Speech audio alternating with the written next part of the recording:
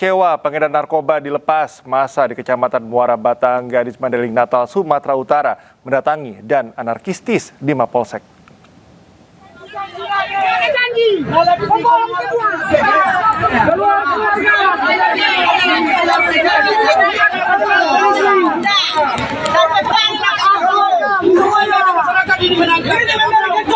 Massa dari sejumlah desa di Kecamatan Muara Batang, Gadis Mandailing Natal, Sumatera Utara mendatangi Mapolsek pada Sabtu siang. Massa mengamuk hingga membakar kantor dan merusak satu unit mobil polisi. Warga mengamuk karena mendengar kabar bahwa diduga seorang pengedar narkoba yang telah diamankan sehari sebelumnya dilepas oleh polisi. Namun Kapolres Mandailing Natal memastikan pengungkapan narkoba terus berlanjut dan tidak ada tersangka yang dilepas polisi. Sehingga tetap kami ingatkan pada masyarakat untuk tidak melakukan hal tersebut anarkis dan segala macam.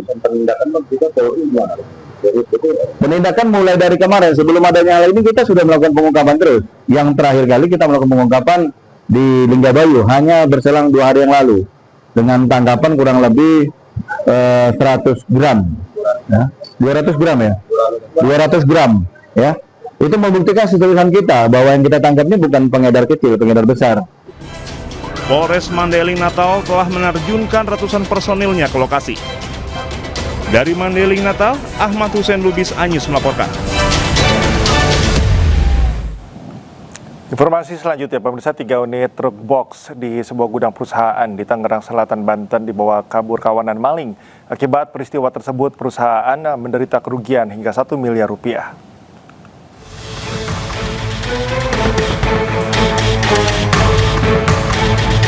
Kamera pengawas merekam saat kawanan maling memasuki area sebuah gudang perusahaan di Jalan Rawabuntu Serpong, Tangerang Selatan, Banten.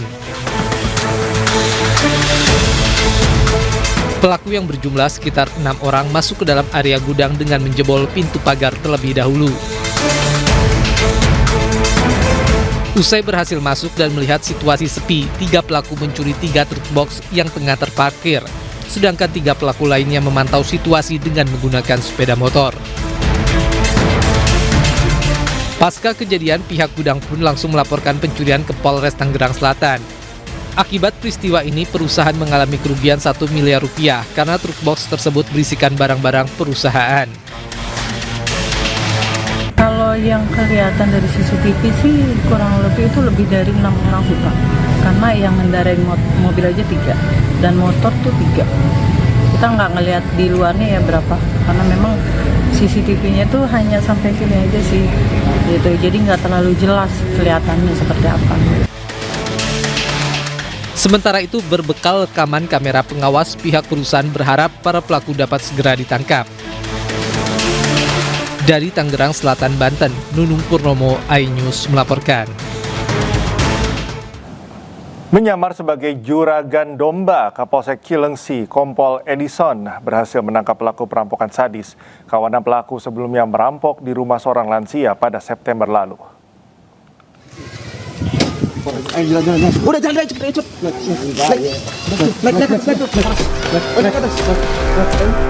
Inilah aksi Kapolsek Cilengsi, Kompol Edison, yang menyamar untuk menangkap pelaku perampokan bernama Emet alias Aki.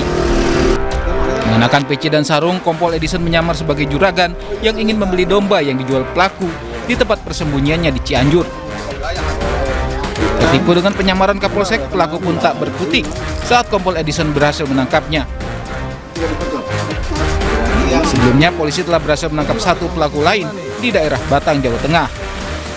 Saya coba masuk melihat situasi di sana bahwa untuk masuk ke sana memang lingkungannya adalah lingkungan yang memang satu keluarga dan banyak kalau ada warga asing mereka akan tahu siapa yang masuk, sehingga saya putuskan untuk menyamar sebagai haji dengan istri yang memerlukan domba untuk acara kegiatan hajatan. Sore itu kami datang ke sana, kemudian berbincang-bincang menggunakan transaksi, kemudian muncullah istrinya dengan membawa handphone, langsung video call dengan saya, menyatakan bahwa suaminya akan menyiapkan domba sejumlah 15. Sebelumnya, Polsek Cilengsi mendatangi rumah lansia yang menjadi korban perampokan para pelaku di Kampung Kubang, Desa Situsari, Cilengsi, Bogor. Perampokan terjadi pada September lalu di mana pelaku yang berjumlah 4 orang tak hanya menganiaya Pak Sutri lansia pemilik rumah, tapi juga menggasak harta korban. Selain menangkap 2 pelaku, polisi juga mengamankan barang bukti mobil hasil rampokan. Polisi kini memburu 2 pelaku lain yang buron. Dari Kabupaten Bogor, Jawa Barat, Cahyat Supriyatna, iNews melaporkan. Polisi berhasil menangkap 1 tersangka lagi pembunuhan mahasiswi Universitas Muhammadiyah Malang, Faradilah Amalia Najwa. Tersangka ditangkap di Pamekasan, Jawa Timur setelah 4 hari buron.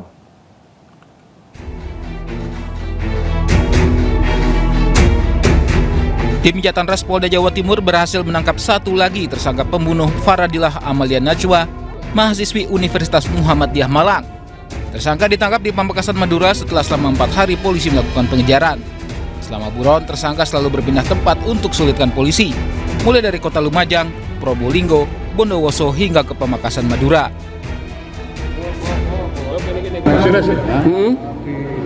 Tiris, kemudian kita kejar ke Lumajang, ke Pamekasan, tapi sampai di Pamekasan ada yang membawa kabur dari keluarganya dengan nego yang sangat alot.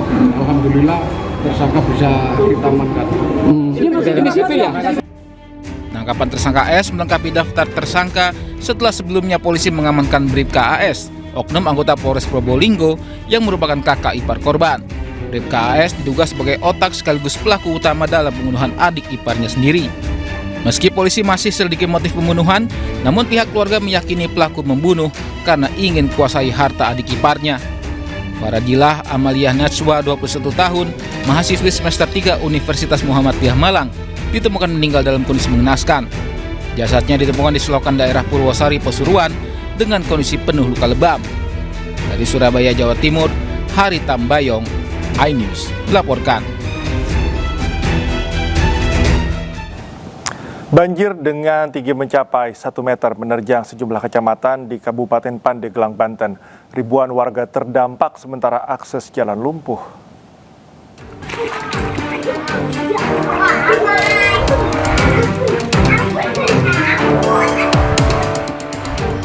Banjir yang menerjang 7 kecamatan di Kabupaten Pandeglang, Banten kian meluas. Ribuan warga terdampak banjir hingga setinggi 1 meter. Banjir juga melumpuhkan akses jalan yang mengakibatkan aktivitas warga terhambat. Sebagian warga kini mengungsi ke rumah keluarga dan kerabat. Sementara itu, petugas SAR terjun ke lokasi untuk mengevakuasi warga dan menyalurkan bantuan. Jam berapa sih Bu terjadinya Bu? Dari kemarin Jam berapa tuh Bu? ada jam 4 lah. Jam 4 sore ya? Sampai sekarang gede aja itu air. Emang hujannya sejak kapan sih Bu? Hujannya mau hampir seminggu. Dampak banjir ada 747 kakak dan untuk jiwa 2.988 jiwa. Ya makanya untuk saat ini kami menurunkan tim pool di beberapa titik dan di titik sungai ini kita siapkan perahu. Banjir terjadi akibat beberapa sungai meluap usai diguyur hujan deras. Petugas juga meminta warga meningkatkan kewaspadaan karena intensitas hujan masih tinggi. Dari Pandeglang, Banten, Iskandar Nasution, iNews melaporkan. Viral di media sosial, pemirsa, kisah pilu seorang korban disabilitas korban banjir di Aceh Tamiang, Aceh yang kehilangan rumah dan harta bendanya. Berhasil selamat dari bencana, korban kini harus berjuang lebih keras untuk tetap hidup di tengah keterbatasan. Inilah Bang Zulkarnain membersihkan puing-puing rumahnya. Zulkarnain, seorang pria penyandang disabilitas di Aceh Tamiang, Aceh ini kehilangan rumah dan harta bendanya akibat banjir bandang. Rumah sederhana yang selama ini menjadi tempatnya berteduh hanyut dihantam banjir.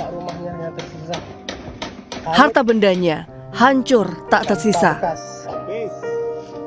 Dalam video diceritakan bahwa Zulkarnain telah ditinggal ayahnya sejak kecil dan menjalani hidup tanpa sosok ayah selama 34 tahun lamanya. Kini di tengah bencana, mereka yang paling terbatas dipaksa berjuang lebih keras. Tapi dia tetap sabar. Pemirsa, sebuah video mengharukan sekaligus memilukan viral di media sosial. Sejumlah guru terlihat memindahkan mobiler dan dokumen penting sekolah hanya dengan seutas tali. Di tengah bangunan sekolah yang hancur dan porak-poranda diterjang banjir bandang dan longsor, peristiwa ini terjadi di Kabupaten Pidijaya Aceh, dan berikut kita simak liputan selengkapnya.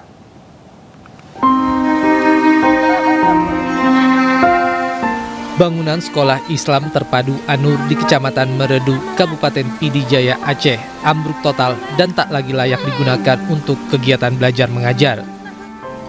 Dinding roboh, lantai hilang, dan ruang kelas lenyap ditelan bencana. Lokasi sekolah ini berubah menjadi aliran sungai baru dengan arus deras akibat dahsyatnya banjir bandang dan longsor.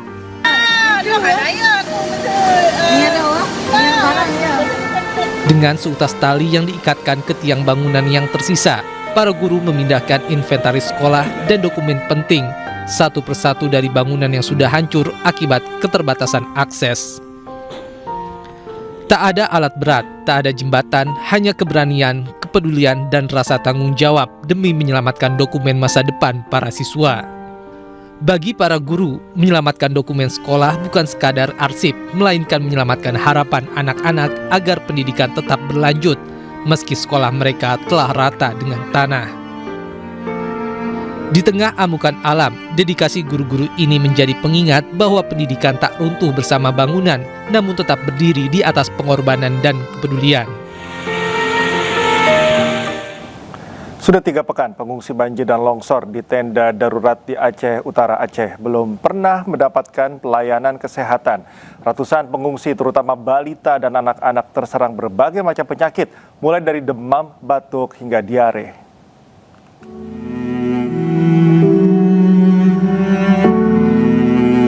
Sebanyak 893 jiwa dari 397 kepala keluarga pengungsi Desa Bukit Linteng dari Dusun Pateng dan Dusun Tengoh, Kecamatan Langkahan, Kabupaten Aceh Utara, kini mulai terserang berbagai macam penyakit. Banyak balita dan anak-anak sudah 3 pekan menempati tenda-tenda dan gubuk darurat yang dibuat sendiri karena terbatasnya tenda bantuan dari pemerintah. Sudah 3 pekan pula tidak ada posko kesehatan di lokasi pengungsian, dan banyak warga yang belum pernah mendapatkan pelayanan kesehatan. Sejumlah relawan kesehatan dari Simpang Keramat, Aceh Utara tergerak untuk menolong pengungsi yang sakit. Balita dan anak-anak banyak terserang demam, batuk, dan diare. Sementara pengungsi dewasa selain demam juga hipertensi. Bahkan satu pengungsi terkena stroke dan hanya bisa terbaring di dalam tenda. Banyak kami temukan penyakit untuk anak-anak dengan batuk pileknya, demam, terus ada yang diare. Sedangkan untuk orang tuanya banyak yang hipertensi, termasuk tadi ada yang stroke, satu lagi juga baru kami periksa dengan darah yang tinggi. Seperti kelembu dan juga selimut dan kasur yang sangat dibutuhkan oleh masyarakat di sini. Lebih kurang karena masyarakat ini belum cukup tempat tidur, yang akan tetapi semacam terpal ini ataupun tenda sudah memadai sebagaimana yang disampaikan oleh Bapak Gesi tadi, tapi belum cukup. Para pengungsi berharap pemerintah segera turun tangan untuk mengatasi krisis kesehatan sebelum adanya korban jiwa. Dari Aceh Utara Aceh, Armia Jamil, iNews melaporkan. Pemirsa, puluhan anak korban banjir di Gayo Luas Aceh masih bersemangat belajar di tenda pengungsian. Bencana yang melanda tak menyurutkan mereka menimba ilmu dan meneruskan pendidikan yang tertunda. Karena rumah sekolah kami hanyut, tidak bisa sekolah lagi. Baju-baju semua hanyut.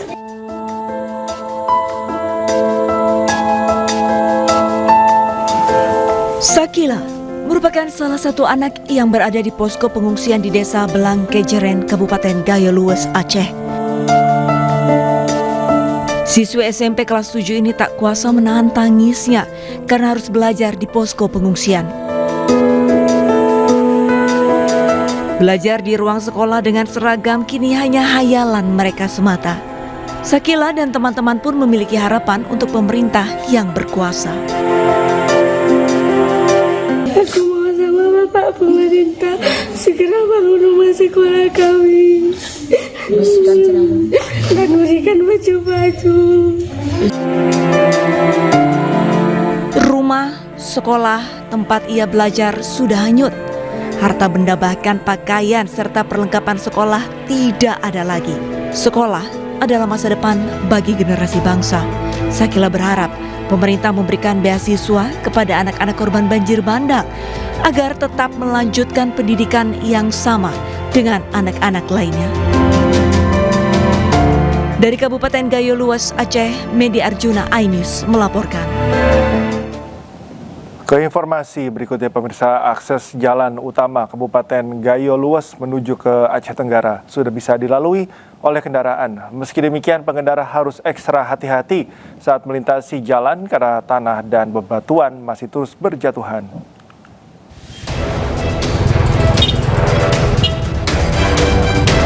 Akses jalan utama yang terletak di Desa Tetumpun, Kecamatan Putri Betung, Kabupaten Gayo Luas menuju ke Aceh Tenggara yang sempat terputus, kini bisa dilalui kembali.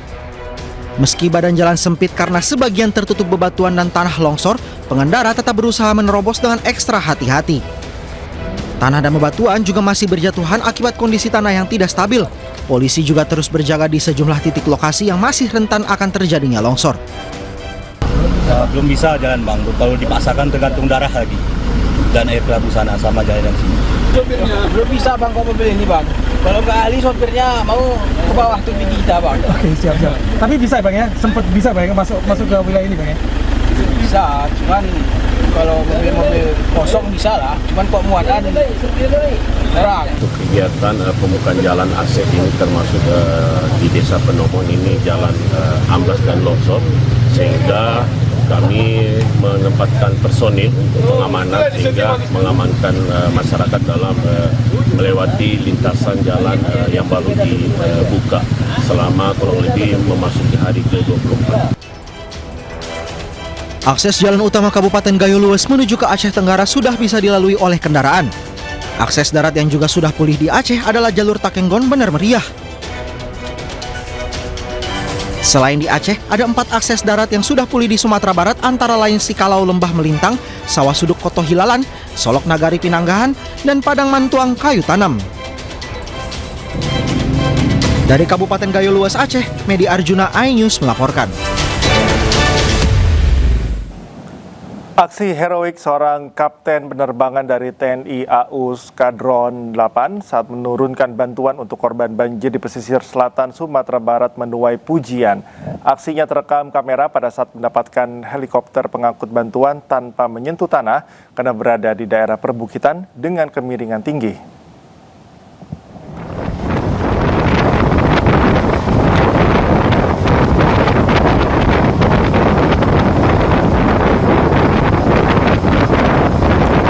Beginilah pemirsa aksi heroik pilot TNI AU dalam mendistribusikan bantuan ke lokasi korban banjir yang kampungnya masih terisolasi di Nagari Sungai Limau, Kabupaten Pesisir Selatan Sumatera Barat. Dengan teknik tinggi, pilot TNI AU ini, yakni Kapten PNB Indra Sakti, mampu mendaratkan helikopter jenis Caracal HT-7206 di ketinggian yang sangat rendah sampai salah satu roda menyentuh tanah, sedangkan roda di sebelahnya tidak menyentuh permukaan tanah dikarenakan permukaan tanah yang miring. Walau penuh resiko, aksi ini mampu dilakukan oleh pilot selama beberapa menit sampai selamat. Semua bantuan sebanyak 2,3 ton berhasil diturunkan dengan baik dan diterima masyarakat yang daerahnya masih terisolir.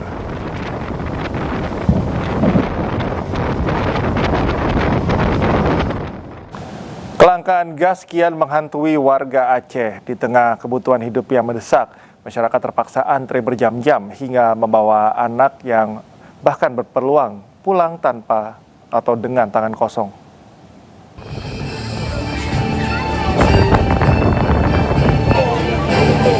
Gas yang seharusnya mudah didapat kini menjadi barang langka. Sejak beberapa hari terakhir, warga Banda Aceh dan sekitarnya terus mendatangi pangkalan LPG. Untuk mendapatkan gas LPG, sebagian warga mengaku harus berkeliling dari satu pangkalan ke pangkalan yang lain. dan terpaksa membawa serta anak-anak mereka yang masih balita karena tidak ada yang menjaga di rumah. Kondisi ini memicu keresahan. Warga berharap pemerintah segera turun tangan menambah pasokan gas LPG agar kelangkaan tak berlarut. Dari jam 6 subuh. Oke. Sampai sekarang belum dapat juga nih lagi. Kalau kondisi gas di luar seperti apa, Bang, saat ini? Kalau kondisi gas di luar banyak nggak ada harapan. Abang sudah berapa tempat mencari gas? Sudah 5 tempat. Sementara itu, Menteri Koordinator Bidang Pembangunan Manusia dan Kebudayaan Republik Indonesia Pratikno menyebut pasokan gas LPG di lokasi terdampak bencana dalam kondisi stabil. Terkait ketersediaan BBM dan gas, secara umum pasokan di wilayah terdampak berangsur stabil meskipun di beberapa kabupaten seperti Tapsel, Mandailing Natal, serta Bener Meriah dan Aceh Tengah masih terjadi keterbatasan dihadapkan pada tantangan-tantangan untuk percepatan distribusi. Warga berharap kekosongan stok LPG di Aceh segera diatasi pemerintah agar tidak berdampak luas hingga menyebabkan kelumpuhan ekonomi di Banda Aceh. Dari Banda Aceh, Syukri Syarifuddin, iNews melaporkan. Pemirsa, Ketua Umum Palang Merah Indonesia Yusuf Kala mengunjungi Kabupaten Tapanuli Tengah, Sumatera Utara. Sekolah tersebut saat ini difungsikan sebagai lokasi pengungsian warga terdampak banjir bandang dan longsor.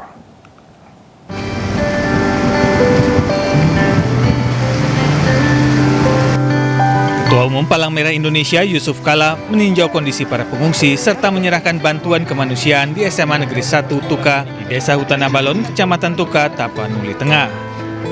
Selain memberikan dukungan moral, Yusuf Kala juga menyerahkan bantuan logistik berupa bahan kebutuhan pokok dan perlengkapan bagi para pengungsi. Yusuf Kala menekankan pentingnya pemulihan pasca bencana yang sistematis. Ada 2 tahap. Tahap tanggap darurat, mereka tinggal di sini, kemudian tahap rehabilitasi, kita bersihkan semua lingkungan. Tahap ketiga, rekonstruksi. Nah, rekonstruksi itu bagaimana mengembalikan suasana pekerjaan di sini, sawah, kebun. Nah, dalam tahap itu semua dibantu oleh pemerintah daerah, oleh pusat, oleh PMI, kita siap untuk. Sementara itu, pemerintah daerah setempat menyampaikan apresiasi atas perhatian Yusuf Kala dan berharap kehadiran tokoh nasional dapat memberikan semangat bagi warga terdampak bencana. Dari Tapanuli Tengah, Sumatera Utara, Sukardi, iNews melaporkan. Belum mendapat izin dari pemilik lahan, pemerintah Kabupaten Tapanuli Selatan, Sumatera Utara hingga kini belum memasang tenda pengungsian untuk para korban banjir bandang di Kecamatan Batang Toru. Tenda dengan berbagai ukuran sebanyak 267 unit pemberian Kementerian SDM tersebut masih tersimpan di gudang penyimpanan.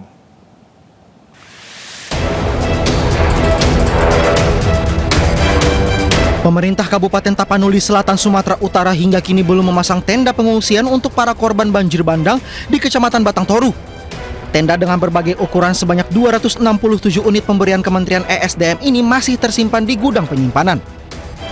Hingga kini para korban masih menunggu di bangunan yang masih utuh sambil menunggu tenda dipasang. Bupati Tapanuli Selatan Gus Irawan Pasaribu mengaku tenda itu belum dapat disalurkan akibat belum adanya kesepakatan antara pemilik lahan dengan pemerintah.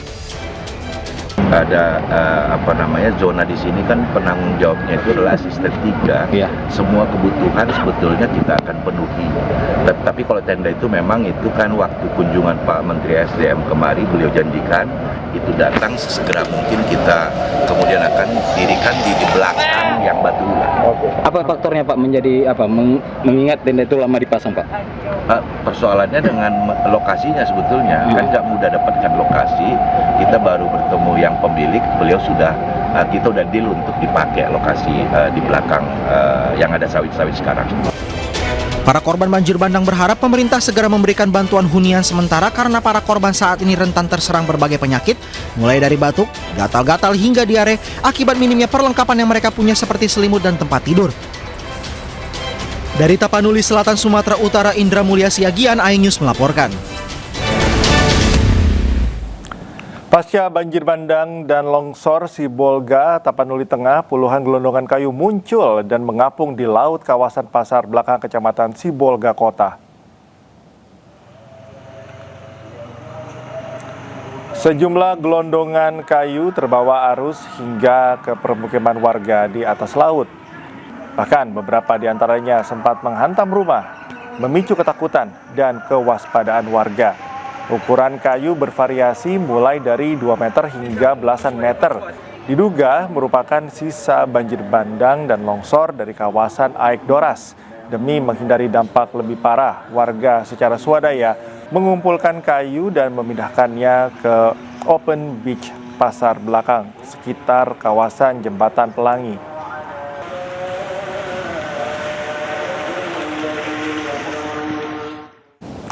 Ketua Umum PDI Perjuangan Megawati Soekarnoputri menegaskan komitmen partainya untuk kerja kemanusiaan di wilayah terdampak bencana. Bahkan Mega tak segan akan pecat kader yang tidak mau turun ke lapangan membantu korban bencana.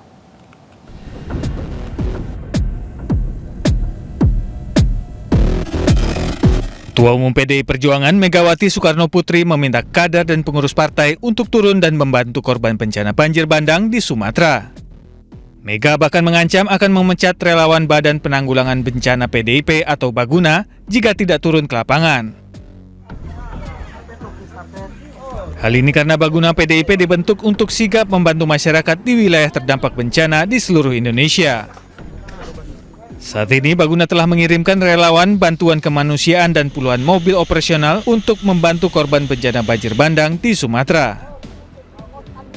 Jadi Baguna juga jangan hanya nyuruh-nyuruh loh, pergi ke lapangan. Siapa yang nggak pergi ke lapangan? Angkat tangan. Bener nih semua pergi ke lapangan. Karena apa? Kalau nggak mau ke lapangan bisa pecat. Lo betul lo. Ibu kalau udah dalam hari ini galak. Lo untuk apa kamu jadi Baguna? Karena Baguna saya buat adalah untuk apa? Untuk bencana. Sementara itu, Ketua DPP PDIP Bidang Penanggulangan Bencana atau Baguna, Tri Risma hari ini memberikan apresiasi kepada pengemudi ambulans dan relawan bencana yang bekerja tanpa mengenal waktu dan imbalan tetap. Atas dedikasi tersebut, PDIP telah menyiapkan lebih dari 2.000 penghargaan kepada para relawan bencana di seluruh Indonesia. Relawan kita banyak bantu di lapangan saat kita bencana. Jadi Baguna maupun tim kesehatan itu banyak bantu saat terjadi bencana maupun kebutuhan-kebutuhan lain. Jadi karena itu kita ingin memberikan apresiasi dengan memberikan penghargaan. Risma memastikan Baguna tidak bergerak sendiri dan selalu berkoordinasi dengan lembaga pemerintah seperti BNPB, BMKG, dan Basarnas. Pemirsa, bersama MNC Peduli kita bantu korban banjir dan longsor di Aceh, Sumatera Utara, dan Sumatera Barat dengan berdonasi melalui rekening Yayasan Jalinan Kasih. Pemirsa, Bupati Bekasi Ade Kuswara Kunang bersama ayahnya HM Kunang ditetapkan sebagai tersangka suap proyek infrastruktur. KPK juga mengungkap peran dari ayah Bupati Bekasi sebagai perantara suap yang terkadang minta jatah sendiri.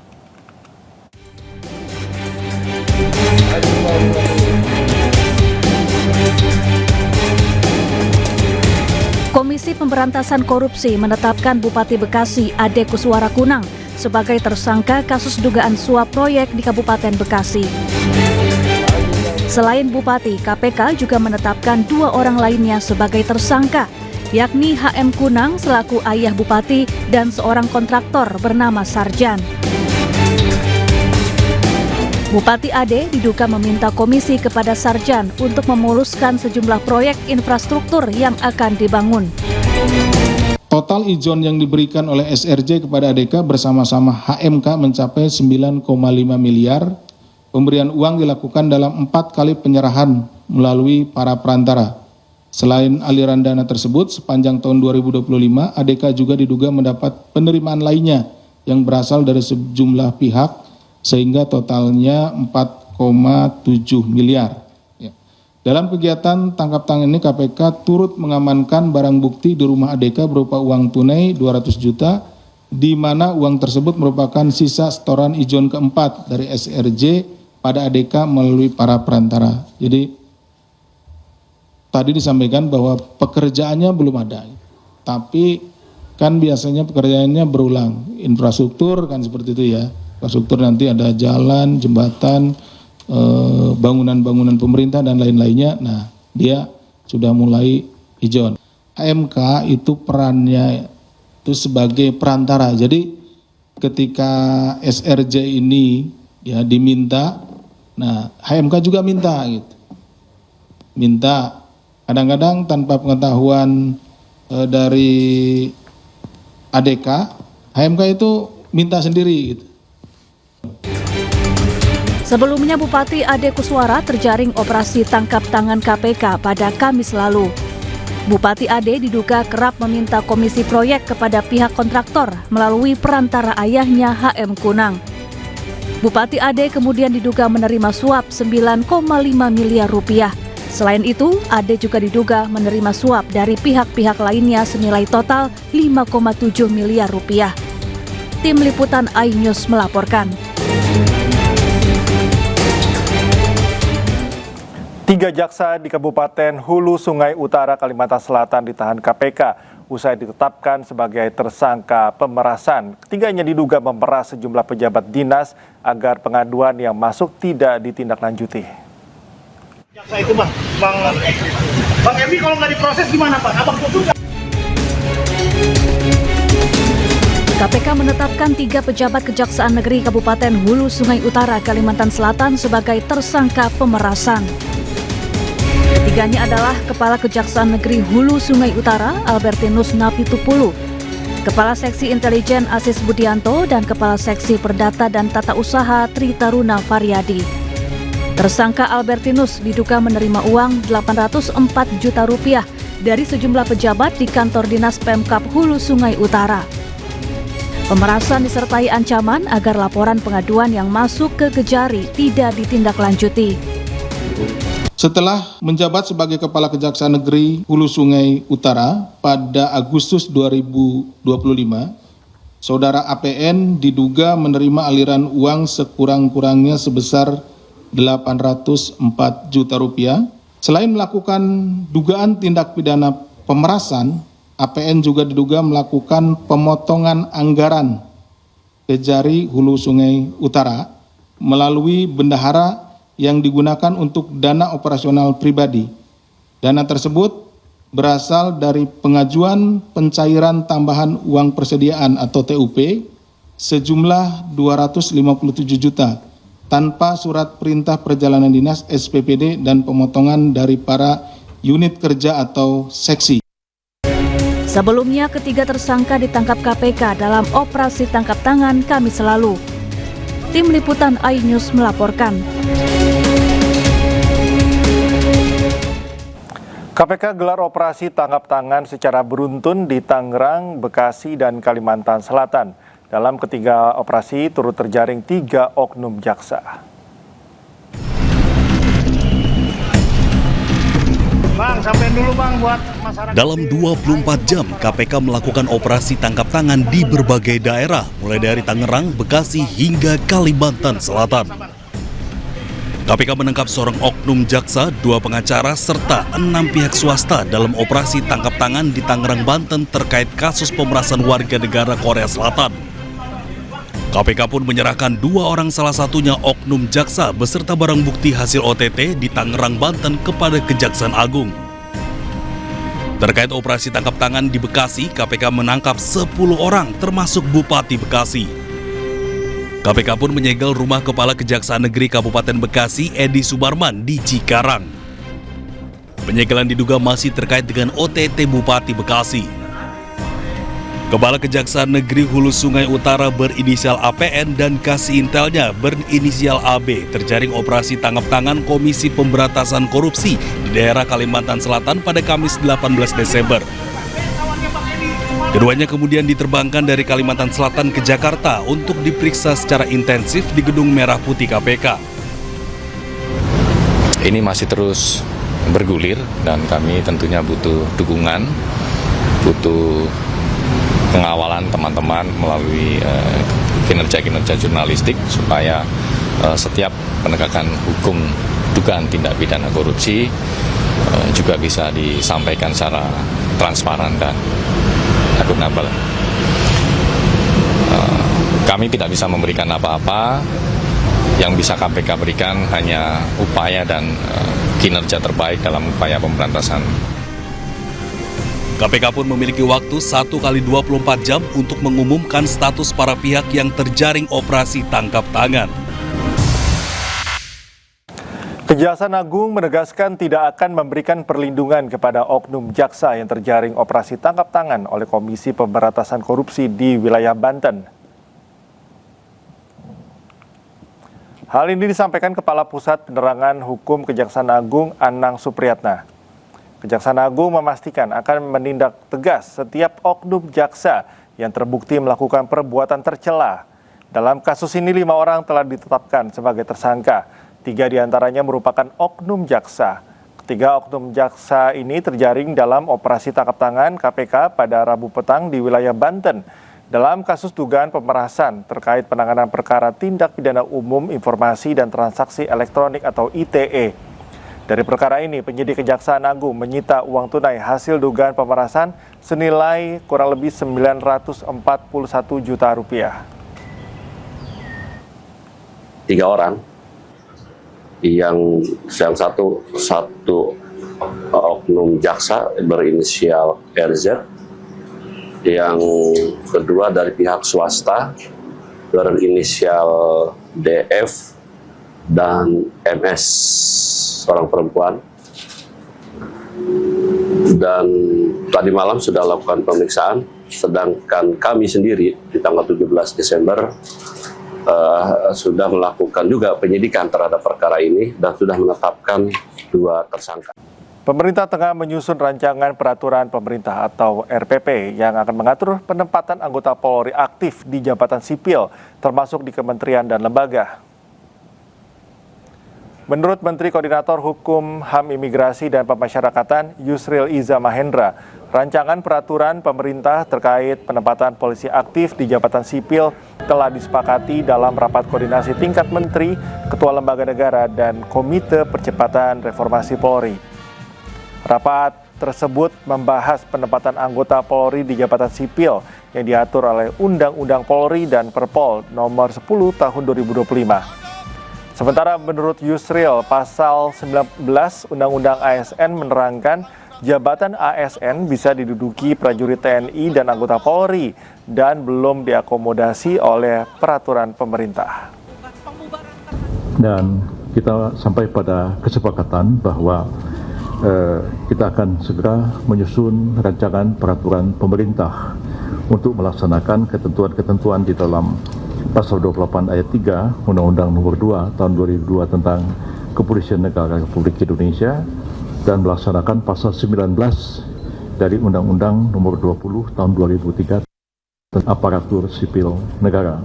Di dalam Pasal 19 Undang-Undang ASN itu disebutkan bahwa jabatan ASN itu diisi oleh ASN, tapi jabatan ASN dapat diisi dari prajurit TNI. Dan kita ke informasi lainnya, pemirsa. Presiden Prabowo Subianto resmikan puluhan ribu unit rumah subsidi di Serang, Banten.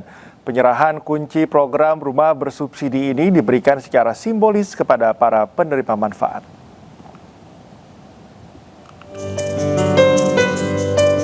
Sebanyak 50.030 unit rumah bersubsidi di Serang, Banten melalui skema kredit perumahan rakyat fasilitas likuiditas pembiayaan perumahan diresmikan Presiden Prabowo Subianto. Peresmian ini sekaligus dilakukan serah terima kunci atau akad kepada penerima manfaat. Akad massal ini dilaksanakan secara hybrid dan sebanyak 300 akad dilakukan dengan melibatkan 11 bank penyalur. Sementara itu, 49.730 akad dilakukan di 33 provinsi yang tersebar di 110 titik kabupaten kota di Indonesia. Target penerima manfaat rumah bersubsidi adalah kelompok masyarakat berpenghasilan rendah. Ini perjuangan kita bersama. Karena itu saya ucapkan terima kasih ke semua pihak yang hari ini bersatu sehingga kita bisa memberi suatu kualitas hidup kepada rakyat kita. Mereka harus punya rumah yang layak. Ini usaha yang sangat membanggakan, tapi masih jauh daripada yang harus kita capai. Saya terima kasih kepada Saudara Marwar Sirait, Menteri Perumahan, dan semua menteri-menteri lain. Tidak ada satu menteri yang berhasil. Kita satu tim. Presiden menegaskan program perumahan bersubsidi merupakan program berkelanjutan dari era kepemimpinan Presiden ke-6 Susilo Bambang Yudhoyono. Prabowo juga meminta menteri-menterinya memperhatikan kualitas pembangunan rumah bersubsidi agar masyarakat nyaman dan aman. Pemirsa, ratusan pengemudi ojek daring di Karawang, Kabupaten Bekasi, Jawa Barat mendapatkan perlindungan sosial ketenagakerjaan. Program ini menjadi bentuk perlindungan negara terhadap pekerja sektor informal yang setiap hari menghadapi resiko kecelakaan di jalan raya. Perhimpunan Ojek Online Indonesia mendeklarasikan pembentukan perwakilannya di Kabupaten Karawang, Jawa Barat. Kegiatan ini sekaligus pemberian asuransi BPJS Ketenagakerjaan kepada 200 pengemudi ojek online. Langkah ini sebagai upaya memberikan perlindungan ketenagakerjaan bagi pengemudi ojek online. Hingga saat ini, mayoritas pengemudi ojek online belum terdaftar sebagai peserta BPJS Ketenagakerjaan. Jumlah pengemudi ojek online di Indonesia mencapai 6 juta orang, namun yang telah terdaftar dalam BPJS Ketenagakerjaan baru 3.000 orang. Ini dengan kesepakatan bahwa ojek online seluruh Indonesia untuk didaftarkan ke program BPJS Ketenagakerjaan. Untuk tahap awal diperkirakan 20.000 untuk pendaftaran ojek online se-Indonesia. Ya, hari ini kita menyerahkan secara simbolis kartu BPJS BPU kepada kawan-kawan ojek online. Besok kita akan daftarkan secara penuh sekitar 200 orang untuk kartu BPJS-nya. Informasi lain, pemirsa, mantan Gubernur Jawa Barat Ridwan Kamil dan istrinya Atalia Praratya sepakat untuk berpisah secara baik-baik. Keputusan disepakati oleh kedua belah pihak melalui proses mediasi yang dilakukan pada Jumat kemarin.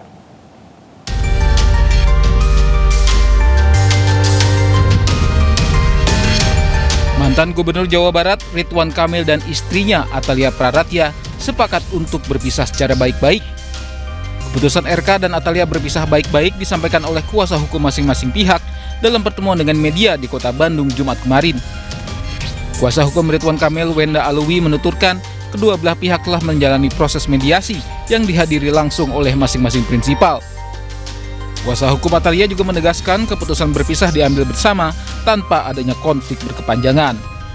Mediasinya sudah dilakukan, yang dihadiri langsung oleh prinsipal, didampingi oleh para penasihat hukumnya, gitu ya, masing-masing. Jadi tadi Ibu Atalia sudah hadir, Bapak Ridwan Kamil juga sudah hadir, dari mediator Pengadilan Agama juga ada, gitu, yang ditugaskan oleh Pengadilan Agama, dan hasilnya adalah ada beberapa kesepakatan yang disepakati. Tentunya saya juga belum bisa sampaikan di sini ya, karena kan formatnya tetap perceraian itu tertutup.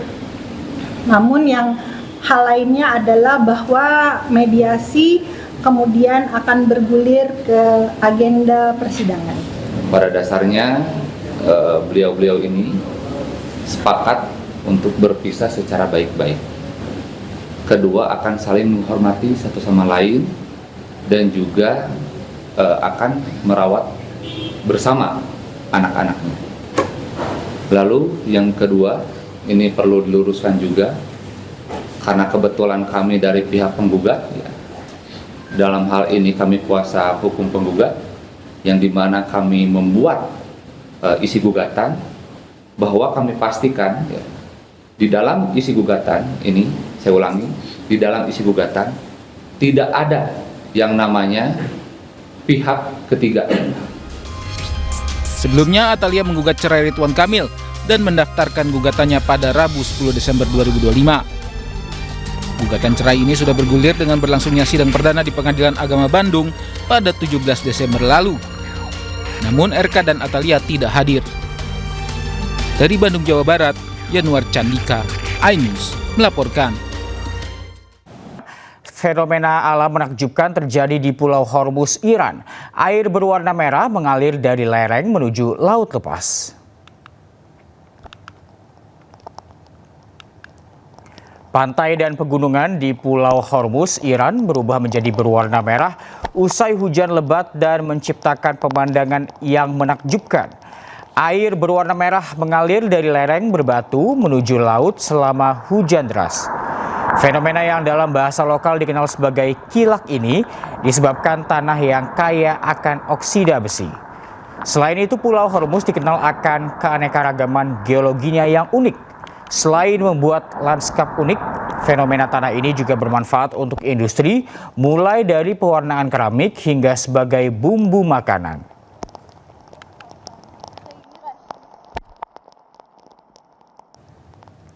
Hujan lebat yang mengguyur Uni Emirat Arab menyebabkan banjir di seluruh negeri.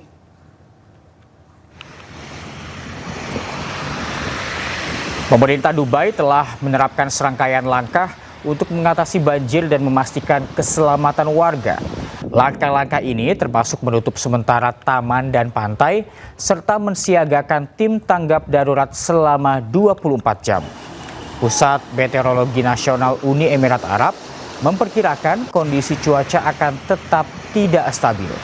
Curah hujan dengan intensitas bervariasi diperkirakan akan berlanjut disertai hujan es di beberapa daerah.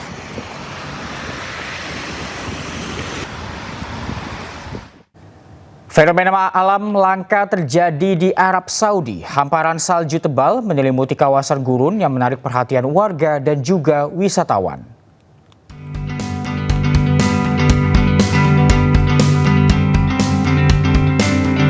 Turunnya salju pertama pada tahun 2025 di dataran tinggi Trojena dan sebagian wilayah Tabuk di Arab Saudi Utara itu mengubah pegunungan yang biasanya terjal dan dikelilingi gurun menjadi lanskap musim dingin yang menakjubkan. Warga pun berbondong-bondong ke Jabal Al-Laus untuk menikmati pemandangan musim dingin yang langka ini. Bahkan beberapa di antaranya meluncur menuruni lereng dengan kereta luncur buatan sendiri. Pasukan keamanan khusus telah meningkatkan patroli di wilayah Tabuk di tengah hujan salju untuk memastikan keselamatan penduduk dan pengunjung.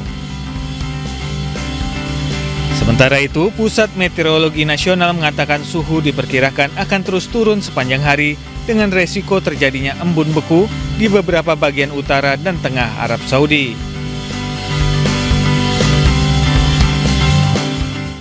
Sedikitnya 6 orang syahid dan puluhan terluka saat penjajah Israel membombardir sebuah sekolah di Tufah, kota Gaza.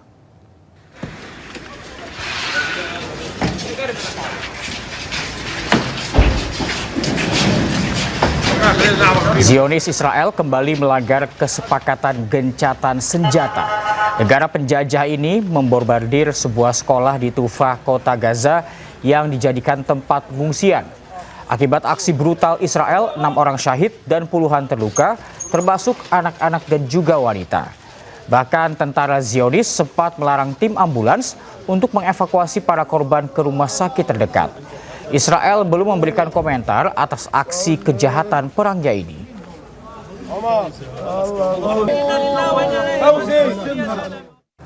Komando Pusat Amerika Serikat merilis rekaman yang menunjukkan serangan gabungan pasukan Amerika Serikat dan Yordania terhadap lebih dari 70 target ISIS di Suriah.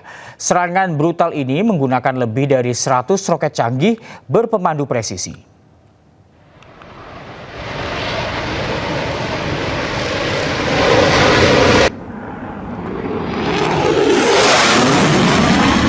Operasi balas dendam Amerika Serikat ini menargetkan pejuang ISIS, infrastruktur, dan lokasi senjata.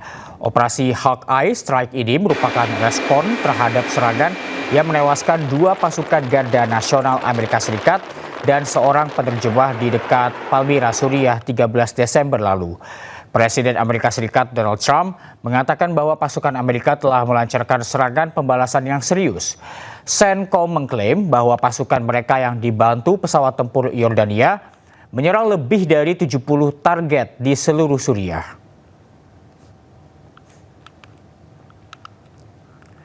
Amerika Serikat meledakkan 2 kapal narkoba di perairan Karibia dan Pasifik yang menewaskan 5 orang.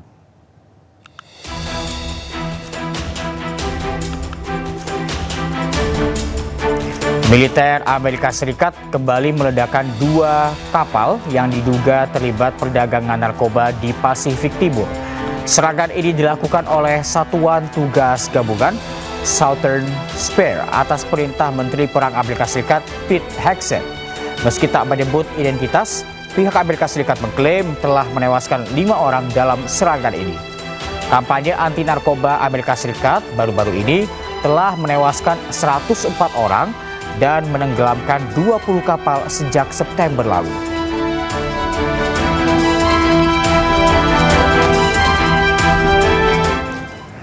Ricu dan aksi pembakaran terjadi di Dhaka, Bangladesh pasca terbunuhnya aktivis Syarif Osman Hadi.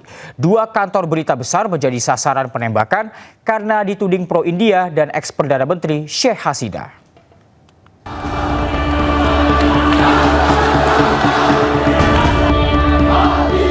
Aksi protes meletus di seluruh wilayah Dhaka, Bangladesh, menyusul kematian aktivis muda terkemuka Syarif Osman Hadi. Massa berkumpul di sejumlah bangunan yang terbakar di kawasan Karwan Bazar. Petugas pemadam kebakaran sigap memadamkan api, sementara militer siaga mengamankan area. 2 surat kabar terbesar di Bangladesh, Prothom Alo dan The Daily Star menjadi sasaran serangan. Para pengunjuk rasa menuding kedua media ini bersekutu dengan India, tempat berlindungnya mantan Perdana Menteri Sheikh Hasina saat aksi pemberontakan tahun lalu. Mendiang Syarif Osman Hadi dikenal sebagai kritikus vokal terhadap India dan Sheikh Hasina. Ia ditembak oleh seorang tak dikenal dan meninggalkannya di sebuah masjid di Dhaka.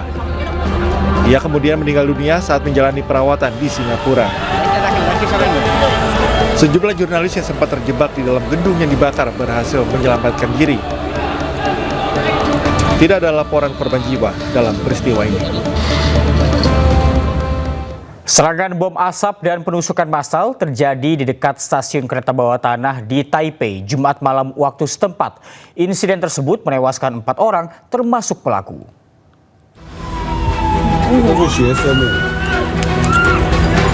Inilah detik-detik saat pelaku penyerangan dan penusukan massal di pusat kota Taipei melemparkan granat asap ke arah kerumunan orang dan menimbulkan kekacauan. Insiden tersebut terjadi di sebuah stasiun metro utama dan pusat perbelanjaan di Taipei, Taiwan, Jumat malam waktu setempat. Usai melemparkan granat asap, pelaku berlari menyeberang jalan dan memasuki sebuah pusat perbelanjaan. Di dalam gedung tersebut, pelaku secara acak menyerang orang-orang menggunakan pisau tajam. Otoritas tempat mengonfirmasi 4 orang dilaporkan tewas termasuk pelaku serta melukai 5 orang lainnya. Motif pelaku hingga kini masih belum terungkap. 当下第一反应可能就觉得这个新兴商圈很常有 cosplay， 也有的时候会有一些疯子。 所以呢，对这种事情其实是见怪不怪，只是没有想过说他会杀人。 Menindaklanjuti kejadian tersebut, pemerintah Taiwan meningkatkan pengamanan di berbagai lokasi strategis, termasuk stasiun kereta, jalan raya, stasiun kereta bawah tanah, dan bandara di seluruh wilayah Taiwan.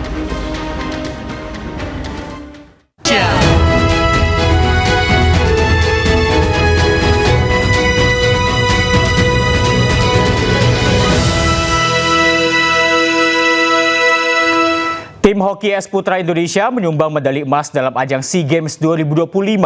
Timnas hoki es berdiri di podium tertinggi usai menaklukkan Thailand serta mencatat sejarah dengan meraih emas pertama di SEA Games.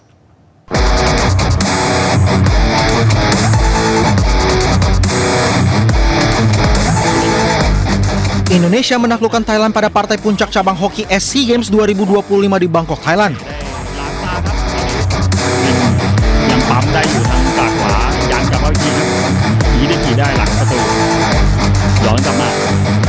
Indonesia sempat tertinggal lebih dulu melalui gol Patrick Forstner.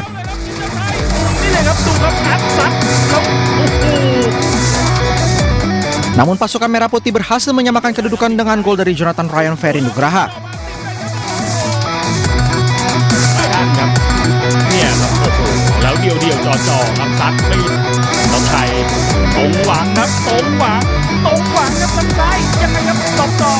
Thailand kemudian merestorasi keunggulannya lewat Nicholas Charles Lamson. ครับนิกจิ้มให้แล้วอาศัยยิงไกลเข้ามาครับ Namun Indonesia kembali berhasil menyamakan kedudukan lewat Artem Bezrukov. 2 คนดูครับโอ้โหแล้วไม่เห็นเลยครับโอ้โหไม่โดนลูกเดียว Kemudian Indonesia mengunci kemenangan dengan gol dari Saveli Molchanov pada detik terakhir.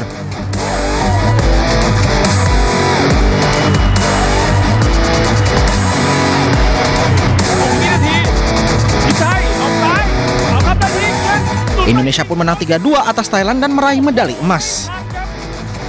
Raihan ini menjadi catatan sejarah karena untuk pertama kalinya Indonesia menyabet medali emas di cabang olahraga hoki SEA Games.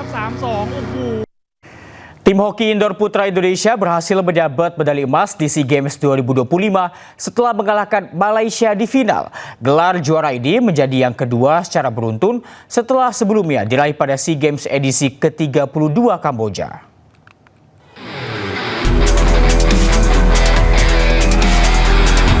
Tim hoki indoor putra Indonesia sukses mempertahankan medali emas di SEA Games 2025 setelah melewati laga final dramatis melawan Malaysia.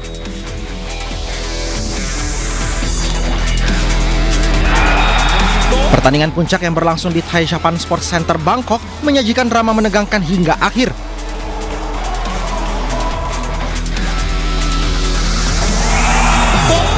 Kedua tim bermain sengit hingga waktu normal berakhir imbang dengan skor 4-4 dan memaksa pertandingan dilanjutkan ke babak adu shootout.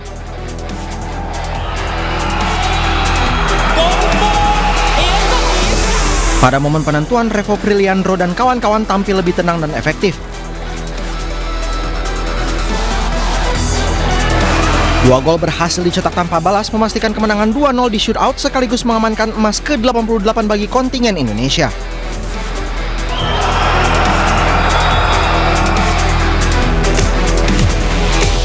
Prestasi gemilang ini menjadi bukti konsistensi tim hoki indoor putra Indonesia berhasil mempertahankan gelar juara setelah sebelumnya meraih medali emas di edisi SEA Games 2023 Kamboja.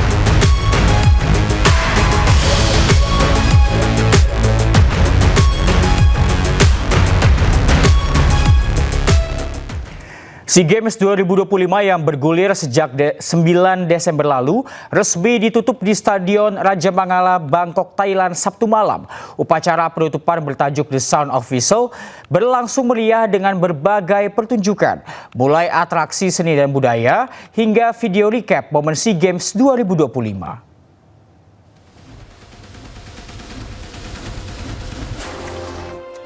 SEA Games 2025 yang bergulir sejak 9 Desember lalu resmi ditutup Sabtu malam di Stadion Raja Mangala, Bangkok, Thailand. Upacara penutupan bertajuk The Sound of Whistle tersebut berlangsung meriah dengan berbagai pertunjukan mulai atraksi seni dan budaya hingga video rekap momen SEA Games 2025.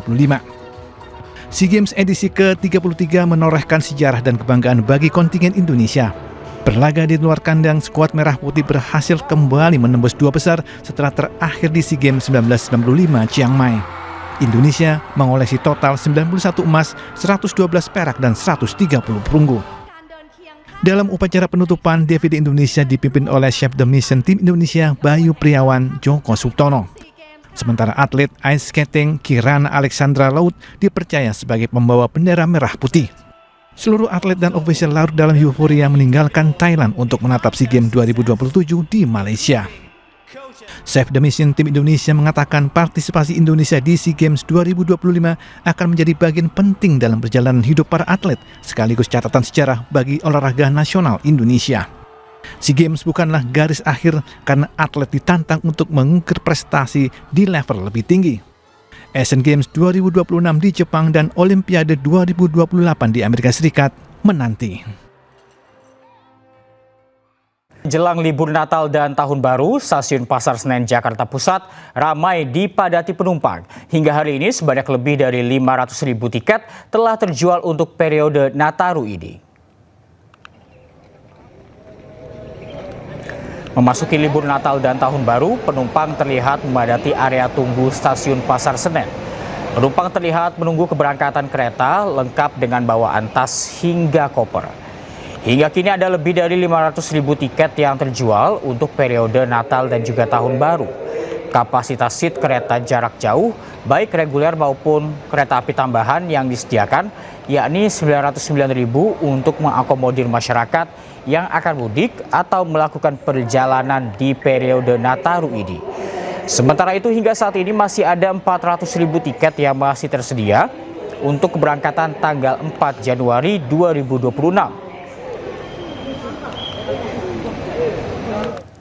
Ya pemirsa, untuk mengetahui informasi terkini dari stasiun Pasar Senen Jakarta, kami telah terhubung dengan rekan Amrina Rida. Selamat pagi Amrina, jelang libur Natal dan juga Tahun Baru, apakah sudah terjadi kepadatan penumpang di stasiun Senen Jakarta?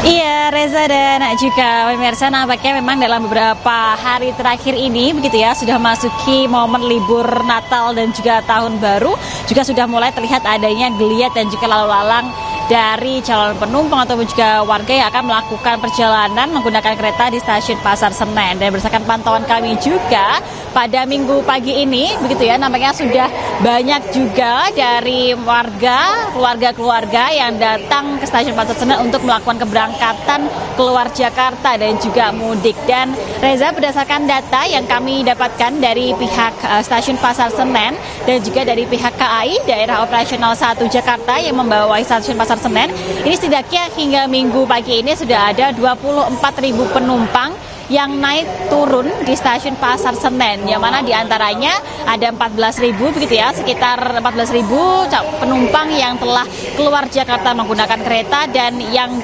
datang ke Jakarta pun juga cukup banyak, di antara 11.000 penumpang. Artinya memang angka ini memang jauh lebih tinggi dibandingkan rata-rata di hari biasa yang biasanya hanya berkisar di antara 9.000 hingga 10.000 penumpang saja. Dan tentunya tujuan destinasi dari penumpang ini pun juga beragam, di mana untuk destinasi favorit ini ada di beberapa kota, biasanya ada di Jogja, lalu juga mereka juga menuju ke Semarang, Surabaya hingga Bandung.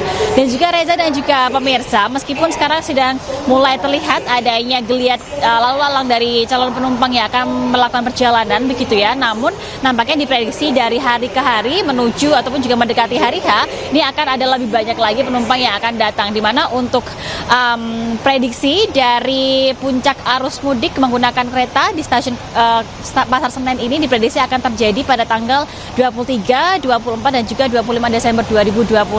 Dan tentunya untuk mengakomodir adanya lonjakan penumpang ini, dari pihak KAI sendiri pun juga telah mempersiapkan ada secara total yakni 32 kereta tambahan yang melakukan perjalanan dari dan ke stasiun Pasar Senen. Secara total ini begitu ya, nanti di momen libur Nataru hingga pada tanggal 4 Januari 2025 nanti, Reza, akan ada lebih dari 1.700 pergerakan kereta, yang mana dari 1.700 tersebut ini secara total dari pihak KAI Daerah Operasional 1 ini menyediakan 900.000 tiket. Tentunya bagi masyarakat yang akan melakukan perjalanan dihimbau untuk menjaga barang bawaan dan juga menjaga anak-anak agar selalu dalam pengawasan. Sementara demikian, kembali ke Anda, Reza.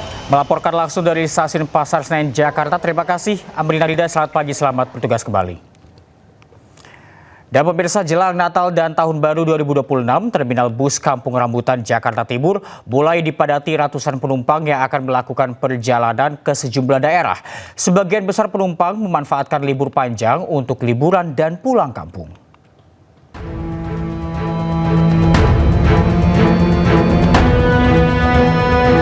Keberangkatan penumpang di Terminal Kampung Rambutan Ciracas, Jakarta Timur melonjak menjelang libur Hari Raya Natal dan Tahun Baru. Hingga Sabtu siang, lonjakan keberangkatan penumpang sudah mencapai 10% dibanding hari normal. Kepadatan terjadi pada ruang tunggu keberangkatan penumpang Terminal Kampung Rambutan. Para penumpang menanti jadwal pemberangkatan.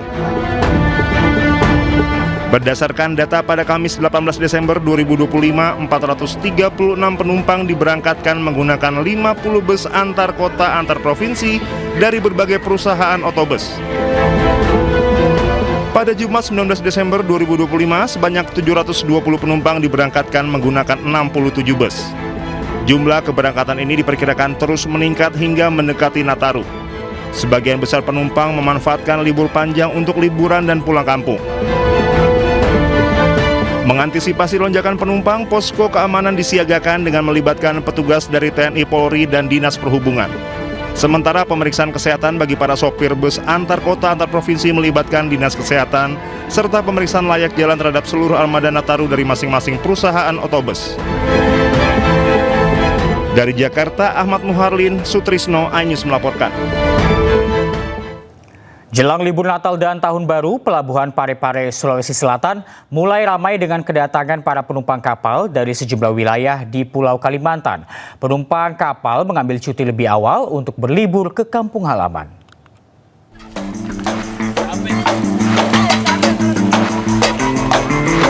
Beginilah suasana kepadatan penumpang kapal yang terjadi di dermaga Pelabuhan Nusantara, Kota Parepare, Sulawesi Selatan. Kepadatan terjadi menjelang libur Natal dan Tahun Baru. Rata-rata penumpang kapal ini merupakan pekerja yang akan berlibur merayakan Natal dan Tahun Baru di wilayah Sulawesi Selatan seperti di Kabupaten Tanah Toraja. Sejumlah penumpang bahkan mengaku telah mengambil cuti lebih awal agar lebih lama bersama keluarga di kampung halaman. Toraja sendiri Natalannya sama siapa? Sama keluarga, soalnya keluarga di atas. Itu memilih lebih baik sama keluarga ya? Iya. Memang sudah setiap tahun pulang atau bagaimana? Baru kali ini pulang. Sudah 3 tahun di Samarinda, baru kali ini pulang. Oke, Mamasa. Dalam rangka apa tuh? Mau di Natalan. Oh, Natalan di kampung? Iya, di kampung dari Kalimantan, Samarinda. Oh, dari Samarinda. Sama siapa ke ini, sama Masa? Sama teman. Sama teman. Dan sama keluarga? Keluarga. Tapi masih di belakang dia. Diprediksi kepadatan penumpang kapal di Pelabuhan Parepare akan terus meningkat menjelang Natal dan Tahun Baru nanti. Dari Parepare, Sulawesi Selatan, Erwin Eka Pratama, iNews melaporkan.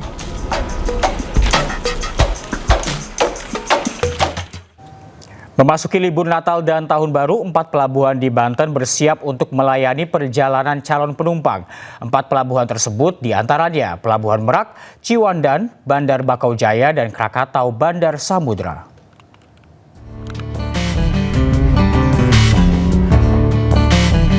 Guna mengantisipasi kepadatan kendaraan saat libur Natal dan Tahun Baru, Kementerian Perhubungan menyiapkan 4 pelabuhan di Banten untuk mengangkut penumpang.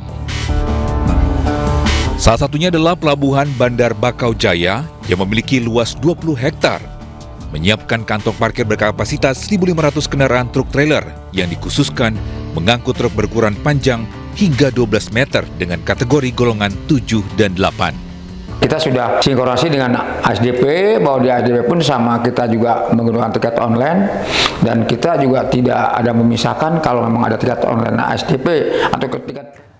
Lewat berbagai stimulus, budidaya lobster Indonesia semakin menggeliat. Salah satunya di Pangandaran, Jawa Barat. Hal tersebut diharapkan membuat Indonesia kembali menjadi penguasa pasar lobster global.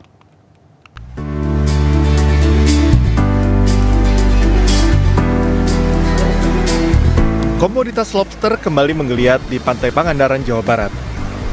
Di balik harga yang tinggi, lobster tetap menjadi primadona bagi pasar dalam dan luar negeri. Fasilitas budaya modern paling komprehensif di wilayah ini mulai berhasil melakukan panen secara konsisten. Sebuah kondisi yang membuat pasokan lobster lebih stabil dan harga lebih terjangkau. Dengan izin budidaya lengkap, fasilitas ini juga membuka peluang ekspor langsung. Angin segar bagi para nelayan, khususnya pemburu benih lobster yang selama ini hidup dalam ketidakpastian. Kalau dalam budidaya lobster tuh yang paling utama tuh dari air. Kita tuh menjaga air supaya kualitas dari air itu bagus, seperti dari kadar airnya, kadar garam, pH, terus oksigen. Air tuh kita tuh harus jaga betul-betul supaya si udangnya nyaman, terus bisa hidup berkembang dengan baik. Dengan ketersediaan lobster yang melimpah, Indonesia kembali mendominasi pasar lobster dunia yang sebelumnya dikuasai Vietnam. Produksi nasional diharapkan melompat drastis melalui kerjasama dengan koperasi dan KUB. Sangat membantu, sangat berdampak sekali terhadap ekonomi nelayan. Harapannya ya kepada pengelola dalam hal ini, pengelola lobster Pangandaran bisa bisa lebih banyak lagi. Dengan strategi agresif dan manajemen terarah, upaya budidaya lobster di Pangandaran digadang menjadi kekuatan baru di industri perlobsteran nasional. Nelayan diuntungkan, produksi meningkat, pasar ekspor terbuka, dan Indonesia kembali dipandang dunia. Lobster Pangandaran nampaknya selangkah lagi menuju tahta tertinggi. Dari Pangandaran, Jawa Barat, Irfan Ramdiansyah, iNews melaporkan. Ya, pangan merupakan nyawa sebuah bangsa. Ketahanan pangan bukan hanya soal kecukupan pasokan, tetapi juga bentuk kemandirian nasional di tengah ketidakpastian global. PT Pupuk Indonesia berkomitmen wujudkan swasembada pangan melalui berbagai program.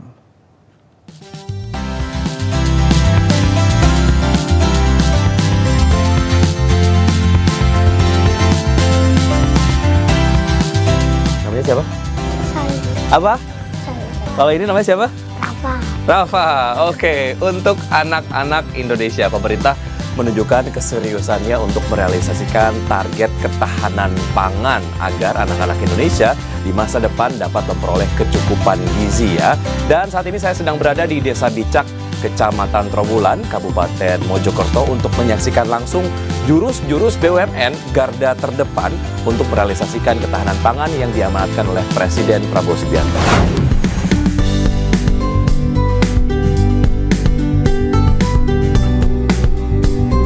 Ya, pemirsa, saat ini saya sudah berada bersama Pak Rahmat Pribadi, Direktur Utama PT Pupuk Indonesia Persero. Pak, terima kasih sudah hadir dalam kesempatan kali ini. Kalau bicara mengenai apa yang kemudian sudah diamanatkan oleh Presiden Prabowo Subianto terkait dengan ketahanan pangan, tentu saja kontribusi ataupun mungkin peran dari Pupuk Indonesia ini sudah sangat siap untuk mendukung itu gitu ya.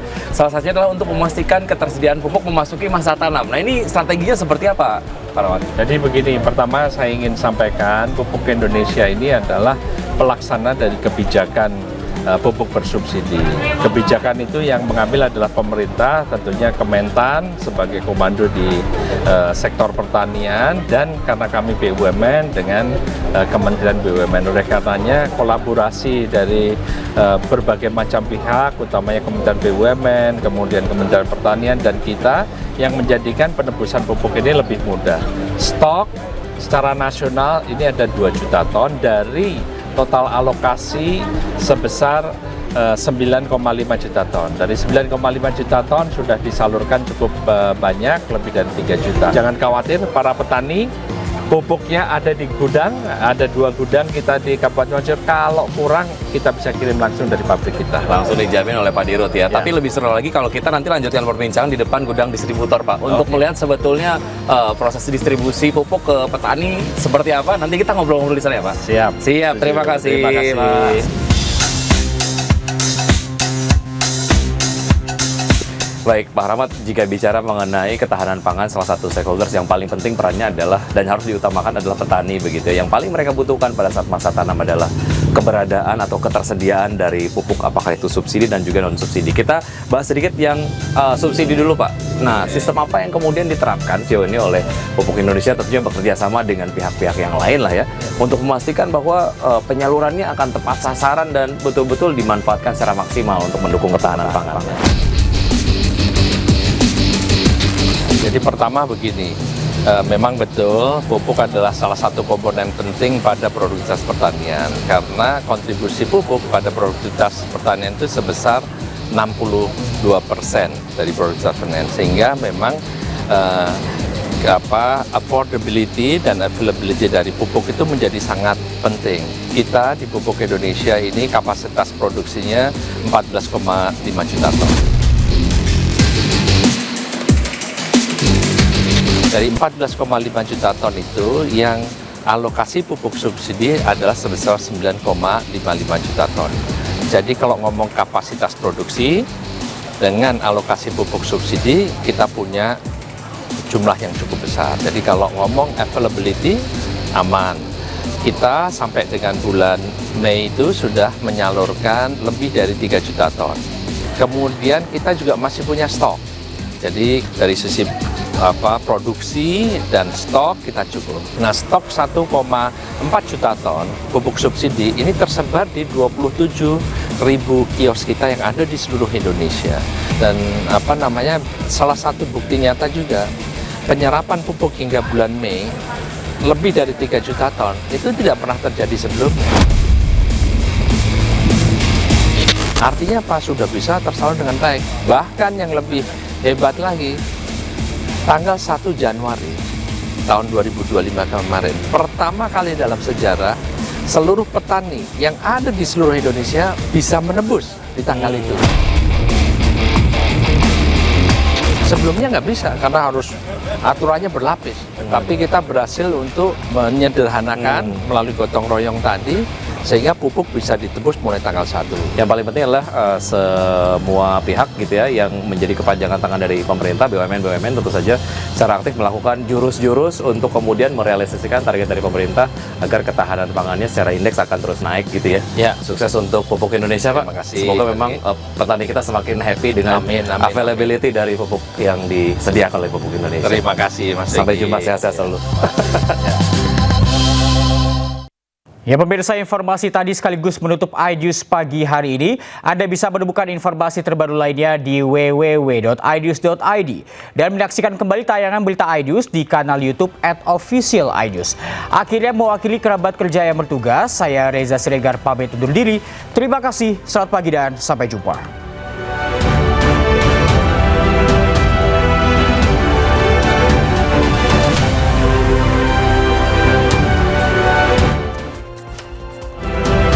Bergulir sejak 9 Desember lalu resmi ditutup Sabtu malam di Stadion Raja.